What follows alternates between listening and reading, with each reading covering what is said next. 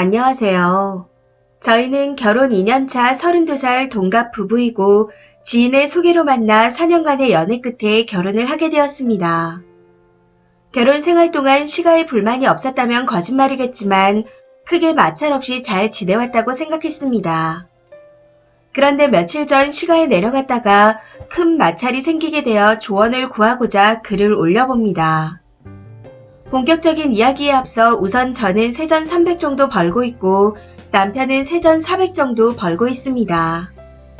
결혼 당시 저희 집 형편이 보태줄 정도가 아니었던 상태라 제가 모은 돈 4천만 원을 들고 결혼을 했어요. 남편은 본인이 모은 돈 3천에 시댁에서 3천을 해주셨고요. 당연히 너무 감사했습니다. 덕분에 대출을 많이 끼긴 했지만 집도 살 수 있었거든요. 그래서 지난 2년간 제가 할 수 있는 선에서 최대한 도리껏 행동했습니다. 시어머니께서 나쁜 분은 아니신데 은근히 며느리 도리를 바라시는 부분이 있으신 분이세요. 강요는 하지 않으시지만 남편이 식사 후 거실에 있는 소파에 기대 TV를 봐도 아무 말씀 안 하시는데 제가 잠시라도 앉아 있으려고 하면 항상 가벼운 일거리를 주시곤 하십니다. 그렇게 주신 일거리를 다 하고 나면 다시 앉기가 눈치 보여 일을 끝까지 돕게 되더라고요. 그리고 명절에도 어느 순간부터 시댁에 먼저 가는 게 당연시 되어버렸습니다. 물론 다음날 점심 먹고 가는 것에 대해서는 큰 터치가 없으시지만 명절 시댁에서 보내는 1박 2일 동안 저는 당연스레 명절 음식을 돕는 사람이 되어 있었습니다. 참고로 남편은 제게도 좋은 남편, 집에도 착한 아들이에요. 제가 일을 하면 눈치 보면서 종종거리며 도와주는데 시어머니께서도 그 부분에 있어서는 대놓고 싫어하진 않으십니다. 다만 좀 과하게 따라다닌다 싶으면 다른 일을 하라고 말씀하시는 정도죠. 여기서 참고로 저희 집에 가게 되면 저희 부모님은 사위에게 일을 안 시키십니다. 애초에 저희 집엔 제사가 없었고 명절이라고 친척들이 모이지도 않거든요. 대신 가끔 저희 아빠께서 체구가 작으신 편이라 체격 있는 남자가 할 수 있는 일들만 부탁을 하세요. 사실 저희 부모님께선 노후가 제대로 안 되어 계신 상태이고 시댁은 노후가 되어 계시니 이런 차이나 간극에 대해서는 이제껏 큰 불만이 없었습니다. 그런데 이번에 일어난 사건의 발달은 시누이의 결혼에서 시작되었어요. 남편에게는 3살 어린 시누이가 있는데 개인주의적인 성격의 게으른 편입니다. 이건 저도 가끔씩 보면서 느꼈었지만 남편이 이야기한 시누이의 성격을 그대로 작성한 거예요.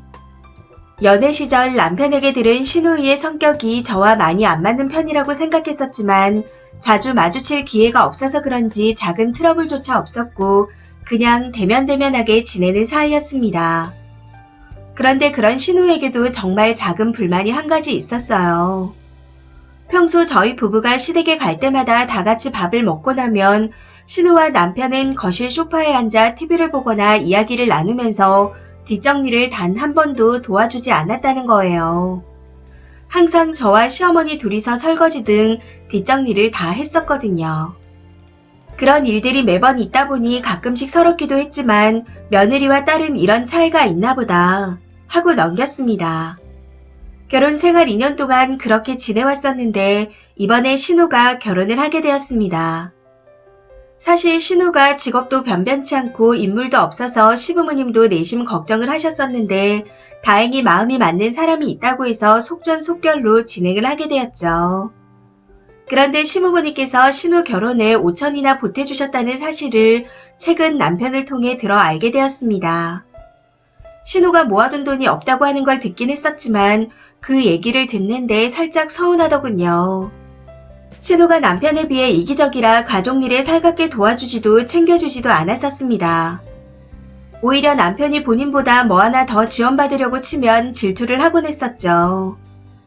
그랬던 신우가 결혼 준비를 하기 전부터 잘 시작하고 싶다고 노래를 불렀다네요. 시부모님께서도 우는 놈 떡 하나 더 준다고 그냥 보태주신 것 같았고 얘기를 자세히 들어보니 신우 남편 쪽에서도 몇천 정도 보태주신다고 하는 것 같았습니다. 그때 양가에서 지원해주시는 거라 우리하고는 다른 케이스다 하고 생각하며 저를 애써 위로했고 서운한 내색을 하지 않고 그냥 넘어갔었습니다. 무튼 신우가 결혼식을 올리고 난 후 얼마 전 가족들이 다 같이 모여 처음으로 식사를 하게 되었습니다. 저는 그때 신우 부부를 결혼식 이후 처음 보는 거였고요. 시국이 이런지라 밖에서 외식을 할 수 없었기에 시댁에서 먹기로 했었는데 하루 전날 시어머니께서 연락을 해오셨습니다. 인원이 많아 혼자 음식하기 힘에 부친다. 몇 시간만 일찍 와서 좀 도와라. 하는 내용이었고 저는 알겠다 말씀드리고 다음날 아침 일찍 시댁으로 출발했습니다. 저희는 경기도에 살고 있고 시댁은 전라도에 살고 있거든요.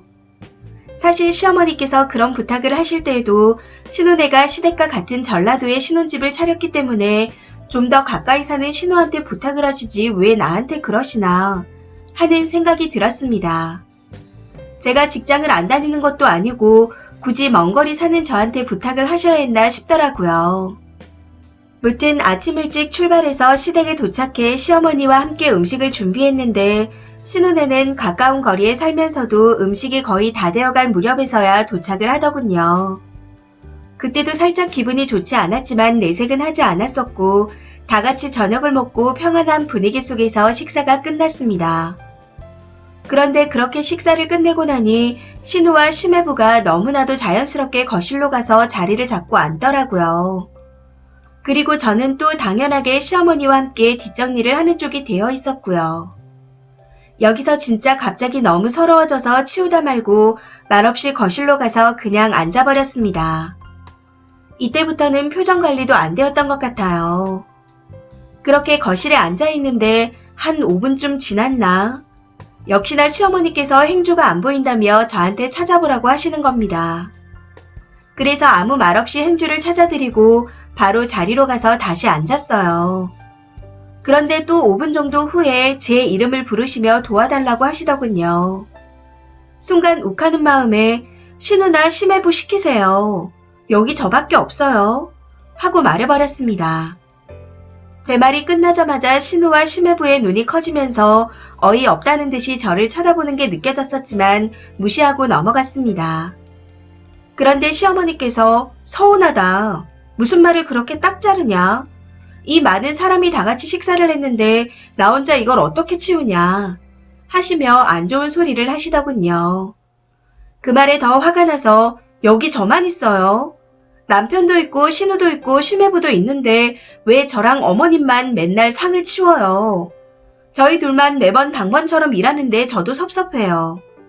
음식 차리는 것만 해도 가까이 사는 신우 불러서 도와달라고 하시면 되지 왜 먼 거리에 사는 저한테 일찍 오라고 하세요. 그리고 식사 차리는 걸 제가 도왔으면 나머지 사람이 치우는 걸 도와야 하는 게 당연한 거 아니에요? 결혼할 때도 신우한테 더 보태주셨으면서 왜 저한테 일을 더 시키세요? 하고 본심을 말해버렸습니다. 물론 여기서 마지막에 제가 말실수한 건 알고 있습니다. 그런데 당시에는 너무 서럽고 화가 나는 마음에 저도 모르게 저런 말이 나와버렸네요.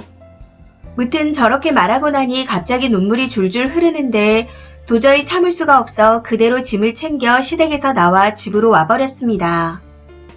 이후 이틀 정도 지났는데 저도 따로 연락을 드리진 않았지만 시댁에서도 지금까지 연락이 없으십니다. 제가 너무 무례했던 걸까요? 남편은 저와 시어머니 사이에서 눈치를 보며 제게는 시어머니 편을, 시어머니께는 제 편을 들고 있는 것 같습니다. 제가 죄송하다고 굽히고 들어가야 할까요? 아니면 빚을 내서라도 지원받은 삼천 돌려드리고 앞으로는 아무것도 시키지 마시라고 말씀을 드려야 할까요? 하루에도 수십 번, 수백 번씩 고민하고 또 하고 있는데 어떻게 해야 할지 정말 모르겠습니다. 댓글입니다. 첫 번째 댓글. 사위나 며느리나 다 남의 집 귀한 자식인데 누구는 일하고 누구는 일 안 하니 서러울 수밖에요. 그런데 돈 얘기 꺼내신 건 잘못하셨습니다. 시부모님께 돈을 맡겨놓은 것도 아니고 누구는 뭘 해주고 우린 안 해주냐 할 거 없어요. 그냥 우리 집에서도 남편 일 안 시킨다. 시키려면 남편이나 신우 시켜라. 하고 말아버려요. 그 꼴 보기 싫으면 부르지도 않으시겠죠. 두 번째 댓글. 돈 얘기 꺼낸 거 그냥 후회 마세요. 아무렇지 않게 남 부려먹는 사람에게 경우 없는 실수한 거 그리 미안할 일도 아닙니다. 상대방은 예의고 뭐고 없는데 나만 대쪽같이 잘하라는 법 있나요? 다음부터 좀 조심하면 되는 일이에요. 님의 행동 중 일부만 사과드리는 것도 웃기니까 그냥 넘기세요. 저쪽에서 먼저 행동이 있을 때까진 그냥 조용히 있는 게 낫겠습니다. 세 번째 댓글. 남편은 누워도 남자라 어쩔 수 없지만 신우는 남자라 누워있는 게 좀 그렇죠.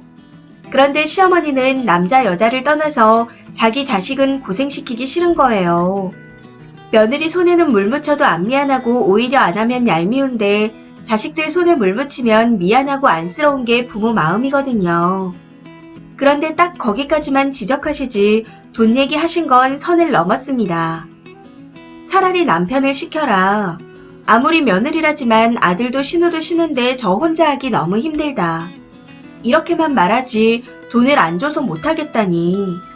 그건 시부모님한테도 선을 넘은 거지만 본인 스스로가 돈 받고 일하는 노예 취급을 하는 겁니다. 네 번째 댓글. 잘하셨어요. 저희 시간 모임 때 보면 시매부는 소파랑 한 몸이 돼서 일어나지도 않아요. 시부모님이 전형적인 시골분들이신데 결혼 후 처음 방문했을 때부터 조짐이 보이더군요.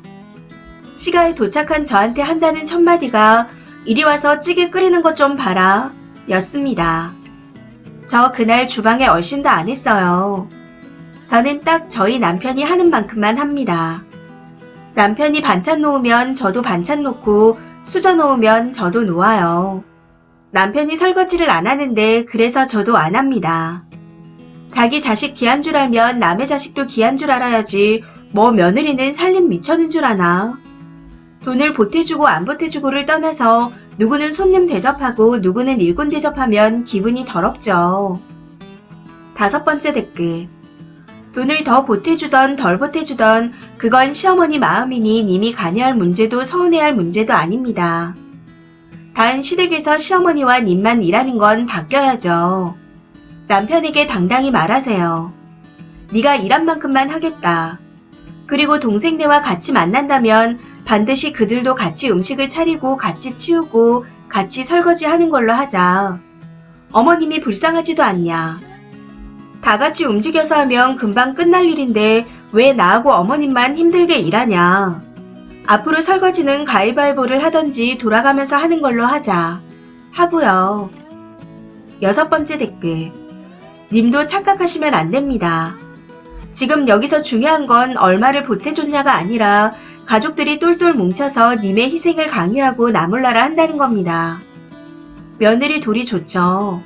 그런데 자식 돌이는요?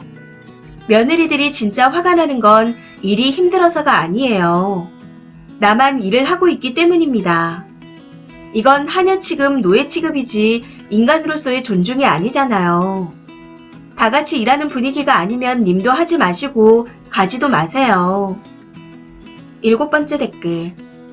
진지하게 생각해봤는데 여기서 님 남편이 제일 문제예요. 시가 가서 와이프가 일하고 있으면 같이 움직여야지 엉덩이 무겁게 앉아있고 님이 부당하다고 말하지 않으니 은근슬쩍 일 떠넘겨버리고 거기다 지금도 비겁하게 중립을 유지하잖아요. 그냥 자기는 귀찮은 것도 싫고 둘 사이에 끼는 것도 싫은 겁니다. 그리고 명절에 시가에서 점심 먹고 출발하는 게 당연한 게 아니라 아침 먹고 출발하는 게 맞는 거예요. 점심 먹고 전라도에서 경기도 올라오면 저녁 되잖아요. 남편에게 그동안 쌓였던 거 다 말하시고 사과하지 마세요. 돈 얘기랑 결부시킨 게 잘한 건 아닌데 저쪽이 훨씬 많이 잘못했잖아요. 사과하면 앞으로 더 부당한 대우를 참고 견뎌야 할 겁니다. 앞으로 명절을 제외한 시가 행사엔 남편만 보내도록 하세요. 이 사연은 여기까지입니다. 시청해주셔서 감사합니다.